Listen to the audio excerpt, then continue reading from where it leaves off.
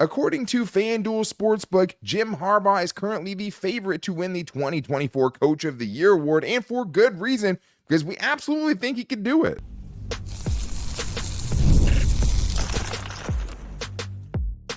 You are Locked On Chargers, your daily podcast on the Los Angeles Chargers. Part of the Locked On Podcast Network, your team every day.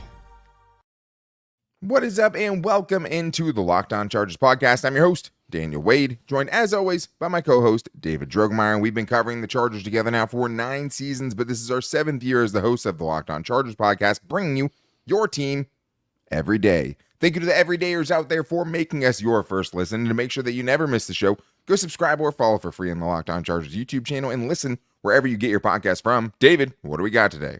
Well, Daniel, Jim Harbaugh is used to winning. He's done it at every single stop, and if he does it in year 1 for the Chargers, he very well could see him winning the Coach of the Year honors. Then we're going to get into which has the higher floor, which one has the lower floor, and which one has the higher ceiling between the offense and the defense, and what is the biggest need still remaining on this Chargers roster. It's a great question and one that we definitely have to get into, but I do need to tell everyone that today's episode is brought to you by Game Time. Download the Game Time app, create an account, and use the code LOCKEDONNFL for $20 off your first purchase. Terms apply. David, one of the things that we always have talked about, is could Justin Herbert win an MVP award, right? And all of the different kind of awards that the Chargers could get this season. But the one that is most likely to happen is that Jim Harbaugh does something he's actually done before and win Coach of the Year in 2024. And I absolutely think that he can do it. And the reason we were talking about it is because we have a great voicemail here from Weston who asked the question. Hey guys, Weston here from Minnesota. Got one question for you today. What do you think is more likely?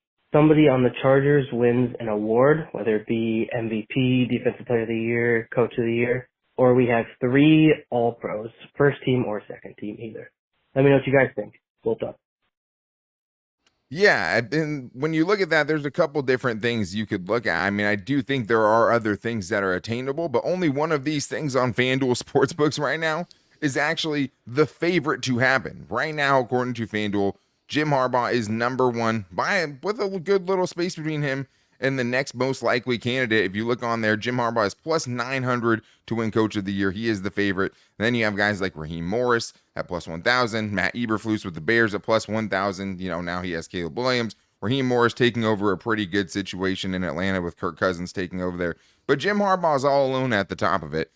And I think it really could be maybe a likely thing, but he's in a great position to do it because, Coach of the Year is a little different from MVP. MVP, you have to have a certain amount of wins, right? Yeah. You have to be the best player kind of on one of the best teams in the NFL. That's just how it is. Nobody has won, with less than 12 wins in 7 seasons since Matt Ryan did it, I believe, in 2016 or something like that. So yeah, a long time ago. With Coach of the Year, though, it's a little bit different, right? I mean, you have Kevin Stefanski, who won it last year, 11-6.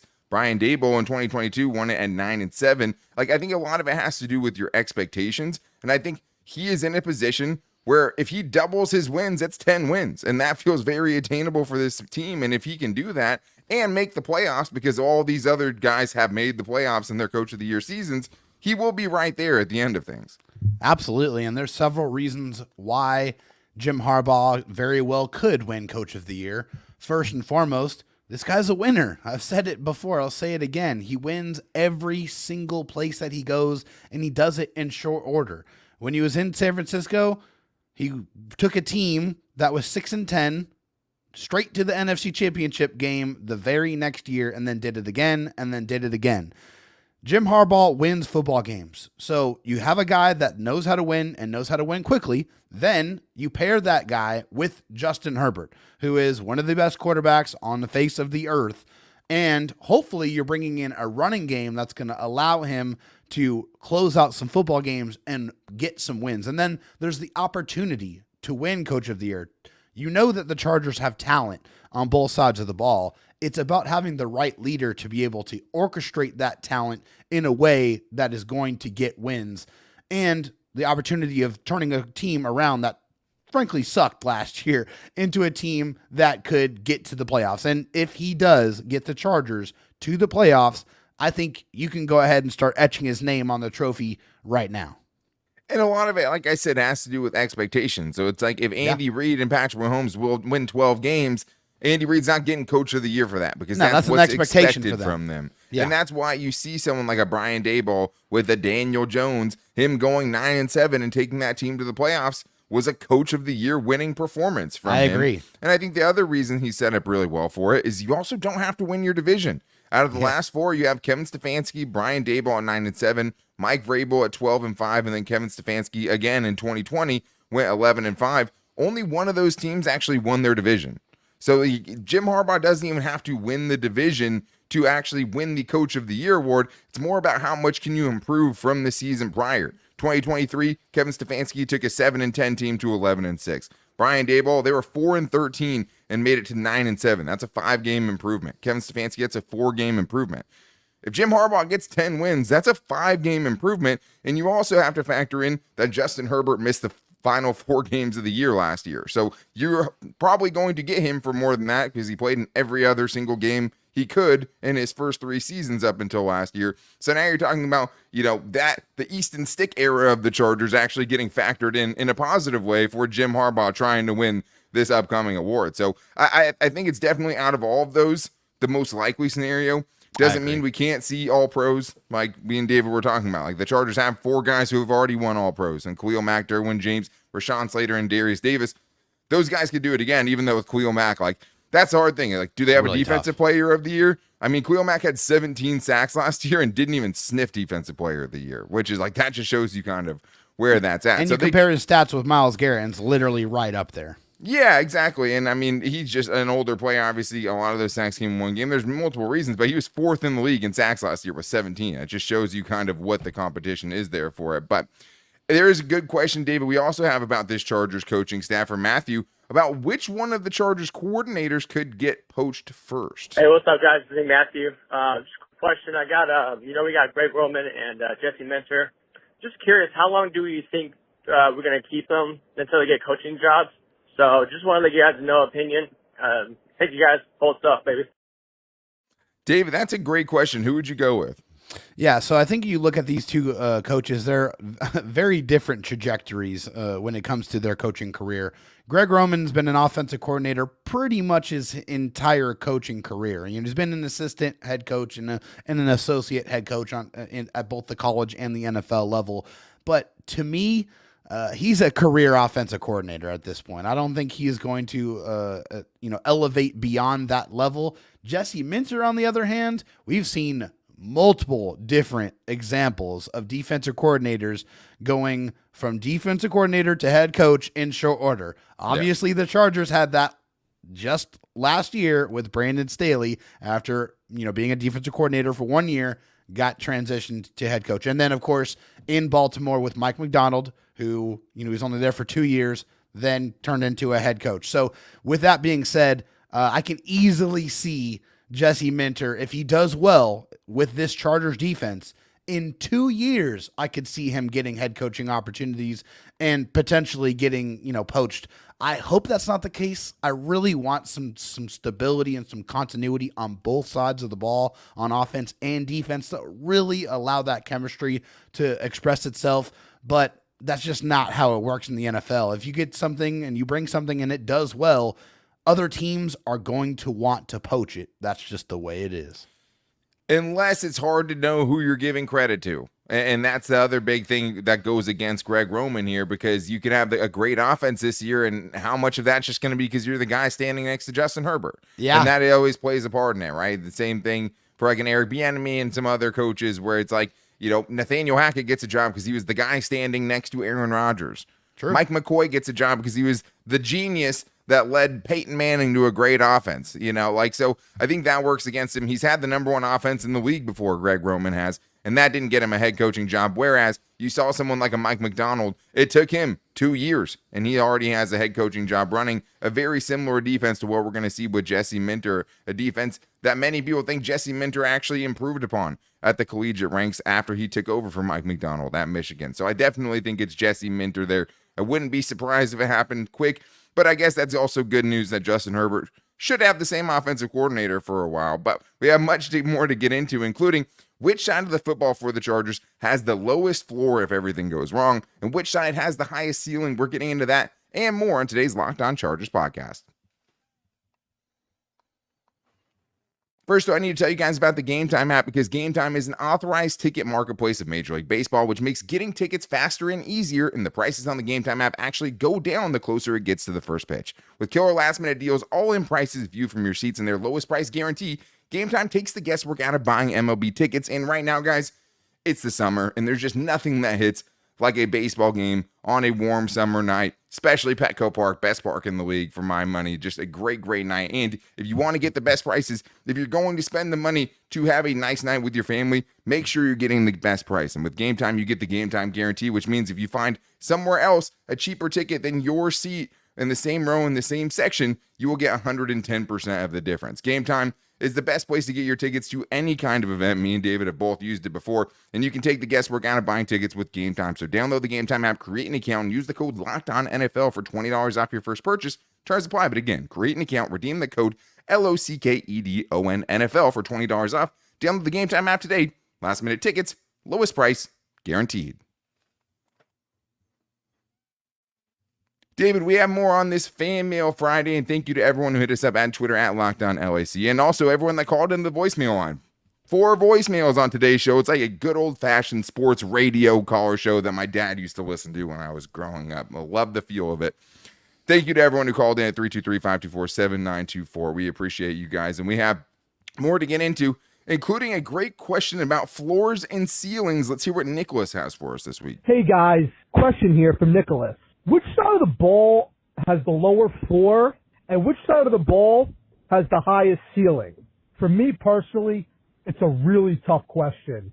What do you have to say, guys? It is a tough question, because with this, you could potentially have the same answer for both. The same side could have the lowest floor and the highest ceiling, just based on the amount of kind of volatility or the amount of variables that they have there and things you need to go right. But let's start with the floor. That's what he asked first. Which side of the ball do you think has the lowest floor on this team right now? Yeah, so I think when I'm thinking about which side of the ball has the lowest floor, it's which side of the ball to me has the most questions. Which side of the ball to me feels like there's things I just haven't seen yet and I need to see. And to me, that's the defense. There's just a lot of different variables on the defensive side. You know, what if Jesse Minter's scheme or the play calling isn't better, than what it was previously, right? Do the Chargers have the right personnel to actually, allow that scheme to, showcase what it is capable of doing? Do the Chargers have corners that they can trust? Can a very mostly young, defensive line and linebacker group, can they stop the run? Like, there's just a lot of question marks that I have for that side of the ball. So for those reasons, that's why I have the defense having the lowest floor. Yeah, and I went back and forth on this one, but I think that's the right answer. I think it is defensively. I just think if, you're banking on more things to happen. Like, you're banking on Denzel Perryman and Deion Henley and Junior Colson as a rookie, that you're going to have 2 good linebackers out of the 3 of those guys, right? And Denzel Perryman's bouncing back. Deion Henley stepping up after not playing at all. Junior Colson's picking it up as a rookie, which is extremely hard in any situation, even if your coach is the defensive coordinator. It's just a different speed at this level. Yeah. At the same time, you're also hoping that Christian Fulton can bounce back. You're hoping that Asante Samuel Jr. can fit. You're hoping that your depth at safety doesn't come back to bite you. Like, you're right. It is a lot of questions there, and it just feels like there's more potential for things to go wrong on that side of the ball, and you just need kind of more things to click, whereas the offense, to me, has the higher floor because you have Justin Herbert. And even when this team has struggled, the offense hasn't been consistently really bad, and he has always kept them in football games. The reason that the Chargers haven't been more successful is he's had one of a historically bad defense for any quarterback through his first 4 years. The offense is always going to be a certain level of good, or you're always going to have the potential to be good if Justin Herbert is starting for you, because he can elevate the players around him. And that's also why I think that the offense has the higher ceiling of these two groups. To me, if everything's clicking, if you can actually build a competent offense, a balanced offense around Justin Herbert, it always has felt like there's something left on the table, right? We're only seeing kind of the tip of the iceberg of what a Justin Herbert led offense can do. I think there's fair questions on, is Greg Roman the right guy to bring it out, like we've talked about many times. But I don't think it's hard to imagine how scary or how kind of the ceiling of an offense if you gave Justin Herbert a top 10 running game, for example. That's what comes to mind to me. I mean, just thinking, hearing Greg Roman's voice in my head saying, Justin Herbert's really, really good. Yeah. Imagine how good he could be with the running game. I can't. Which is a legitimate point because he hasn't had a competent rushing attack at any point in his NFL career. He's had to really bear the weight of the world of the Chargers offense on his shoulders because this offense has only really been able to go as he has been able to go. And it's so easy to play defense against an offense that's clearly one-dimensional. And that's what the Chargers offense has been the last several years. And, if the Chargers are able to bring that running game to the table, then you really have to have the defense account for the passing game and the running game. You can't just sit back and take away those deep shots. It's not going to work that way anymore. And if they're able to run the ball, they can close out games. Their play action is going to be that much better because it's actually deceptive. And they're going to actually have an ability to keep that offense creative and make the defense guess what they're trying to do. That's what they're trying to make here for the Chargers offense. And I just feel like the improvements they've made on the offensive line and the tight end group, and of course in the running back room, are all going to be positive reasons why this Chargers offense can really see heights that we have not seen before. It could, and there's still a fair amount of questions there, but you're comparing it to the Chargers defense, right? And I just think that with the Chargers defense, like we talked about, there's so many more questions. But if all of those things hit, the Chargers could be a much better, even a really good defense. But if the Chargers offense hits what their full potential is, you're talking about one of the best in the league because the passing game has a chance to be good because you have Justin Herbert. Again, if the running game's good, which it's always been under Greg Roman, and the passing game is good, then you're good at both of them. And that makes you a really, really good offense. But what you're going to have to see for this offense to reach its full potential or to reach the ceiling is how much have Greg Roman's passing concepts evolved? Because there's a reason that Greg Roman isn't thought about in the same breath as guys like Andy Reid and Sean McVay and Kyle Shanahan, right? Yeah. It's because one part of it's been really good, and the passing game really hasn't ever been elite under Greg Roman. So you're hoping to see that for the first time. That's the only reason he's not mentioned with those other guys, right? Yeah. Like the Ben Johnsons of the world. Right. It's because the running game's always good, but the passing concepts in the past haven't always been there. And that's why this is his fourth time being an offensive coordinator in the NFL. But I do want to get to this question here from Edgar S. because it is a good one. And he asked this: which group, offense or defense, do we think other teams will fear more? The Chargers offense or their defense, and why? Dave, this is a little different. What did you go with? Yeah, I still went with the offense. The reason why I went with the offense is obviously Justin Herbert. I know that teams are very worried and concerned about what Justin Herbert is capable of doing because he's a bad man. Okay, let's make that very, very clear. But the thing is like I've said, they haven't had any rushing attack. They will have a rushing attack this year, and I think that's really going to make teams fear what the Chargers are capable of doing because, defense, like I said, was very easy to play against them. And on the defensive side, I got to see it before I can believe it. There's just so many things that we haven't seen yet. They haven't put pads on that side of the ball, but I have seen Justin Herbert play football. So I'm very confident in what that looks like. And if the running game looks like what I think it's going to look like, it's going to be a very scary offense to go up against. To me, when I think about fear, I'm thinking about it a little bit differently, and I just think about the offense because of the physicality that you're going to have to go up against now when you have to play against this offense. I think it's going to be the more physical side. You go and get Will Dissly for a reason. You put your 6'6" tackle at guard for a reason. They're going to want to batter you, and you're going up against a team where if you let them, they will run the ball 35 times and just absolutely beat you to a pulp. That's right. So when I think about fear, obviously Justin Herbert, you never want to have to game plan for because it's always going to be tough because in the great words of Don Martindale, Wink Martindale, he could throw a strawberry through a battleship, right? He just accesses certain parts of the field you don't have to worry about with other quarterbacks. Right. The argument you'd make for the defense is you don't want to have to come up with a protection plan against Jesse Minter because of the different ways that he can attack you. And you also give him the pass rush that no offensive line wants to see. Those are going to be really feared things. Yeah. But you know where you can attack defensively, right? There's Right. flaws on the defense where you can get, okay, well, to help ourselves against his pass rush, we're going to do this and this, which is easier said than done. But I do think the argument for the defense is like, I don't think you're going to want to make those protection plans when you know that Jesse Minter's coming up. Yeah, don't and get it's in just 3rd like, and 7 or longer, or else you're going to he just has a chance to make you look really stupid. Yeah. Like he has a chance to just make you kind of look like you don't know what you're doing at times, and he can create easy pressures like that. Yeah. And when you have, 4 pass rushers you can kind of toy around with and be decoy sometimes and be rushing sometimes, it's just going to open up a lot of things is what you're hoping for.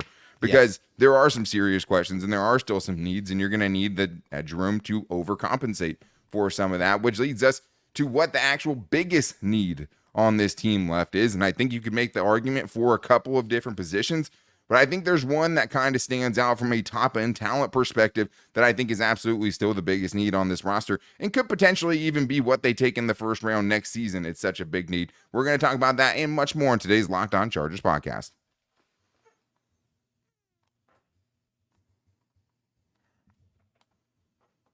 Dave, let's continue this Fan Mail Friday. We're talking about what the biggest needs are left on this roster. I mean, we talked about kind of one of the questions we had on defense were, and just some of the overall questions we have offensively and defensively. But there's one position I think if you were asking, what is the biggest need, I would lean towards. But I do want to tell everyone to make sure you guys are checking out Locked On Sports today, which is the first ever national 24/7 sports streaming channel where you get 24/7 coverage of sports, but getting the expertise that only the Locked On local experts can provide because they cover their team every day and they're not worried about every other team in every other sports league. And you can find that by subscribing to Locked On Sports today and on the Amazon TV free Fire TV channels app. David, let's get to this next question though, because it is Fan Mail Friday that we have. And we have a good one from Zane Goldman who asks, what is our number one need before the season starts? And there's a lot of different kind of ways to think about this.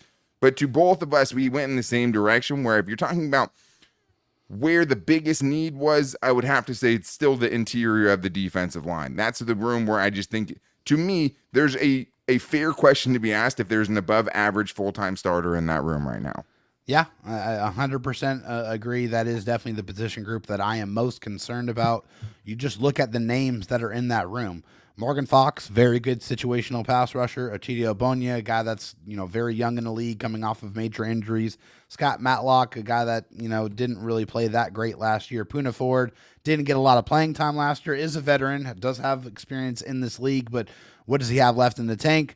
Justin Herbert is a rookie. I like his prospects, really like what, his makeup and his college game definitely looks like it would translate, but we just don't know that yet. And then, of course, you got Gerard Clark and CJ Okoye. Just a lot of names in that room with not very much experience. So there's a lot of guys in there that you have question marks about. So you just don't know what this defensive line is going to look like. Therefore, it is the position group that I am most concerned about, therefore making it the biggest need before this season starts. Yeah, I mean, we know that the team is high on Scott Matlock. I think any player on the definitely. Chargers would love to hear Jim Harbaugh say the things he said about Scott Matlock. Jim Harbaugh also said he loves what they have on the interior of the defensive line. But acting like, Justin Herbert is going to fix it by himself is just asking too much. I just think it's too easy to go to every other position basically on the defense and say, find me a better player than anyone that's in the Chargers defensive line room right now. Like, I think you could say, hey, linebacker, but you're not going to add somebody there. You have a third-round pick from 2023 and a third-round pick from 2024 that you're hoping can take over there, and you brought in Denzel Perryman to kind of bridge the gap. Yeah. You're not going to really add there. The defensive line, I mean, and even like Junior Colson, Deion Henley, I like their upside probably more than anyone in the defensive line room. At corner, I like Asante Samuel Jr. more than anyone in the defensive line room. At safety, both the safeties, right? Yeah. At pretty much any position. On the offensive line, plenty of guys. Quarterback, wide receiver obviously has a lot of questions, but you don't really have a need there. Maybe you could say, hey, you need a number one wide receiver, but you have 10 guys in the room right now. So I think it's interior defensive line, and there's other safety, other positions, Freudian slip, like safety or cornerback, where you could question some of the moves there or just the lack of moves. Yeah. But the biggest one to me is interior of the defensive line, which leads to the question from Mark Catlin, who asks, do you believe the Chargers will bring anyone else in to help that defensive tackle room? I understand that we have 89 out of the 90 on the roster right now, but the lack of experience other than Morgan Fox and also Poona Ford concerns me. I feel like we have a dog there. It can mask some of the deficiencies in our secondary. And it's like, yeah, it would be great to have a great one, The problem is, David, I think, is what is available, which kind of makes me lean towards them not adding anyone to that room. Yeah, there's really nobody. At least in free agency. Yeah, there's really nobody out there in free agency that I feel like is worth giving an opportunity to. And I know that might sound harsh, but that's just the reality of the situation. So I think when you look at, are they going to add somebody? Probably not at this moment in time. I think they're probably going to have to wait when those final cuts get made, and then they see somebody that might be more of a scheme fit than who they have in the building already. Or the other avenue would be them making a trade. If Joe Ortiz is going to, be a man of his word and say, hey, I'm not afraid to pull the trigger and make a trade to improve my football team, I'm going to constantly be churning the roster, then, they'll have to see. But obviously, we also have to wait. The defensive line can't be properly evaluated until they put pads on. They can look good in shorts and lifting weights and all that good stuff, but the line play more than any other group has to be evaluated with the pads on. You got to go see what you actually have, and then after they actually know what they have in that room, then you'll kind of know based off of their activity whether they're really truly confident in that room or not. The names you're looking at on the free agent market that are available now before teams have to make some tough decisions on cut down day are guys like Lawrence Guy, Hassan Ridgeway, Linval Joseph, again, Al Woods. Those are the type of names you're talking about as far as veteran experience goes. And I mean, outside of Hassan Ridgeway, who's almost 30 and will be 30 this year, all the rest of those dudes are 34 and up. I mean, even Fletcher Cox, right? 33, he just retired. You want to talk him out of retirement? Maybe if they had gone for a Calais Campbell, I would have loved it. I would have taken a Calais Campbell.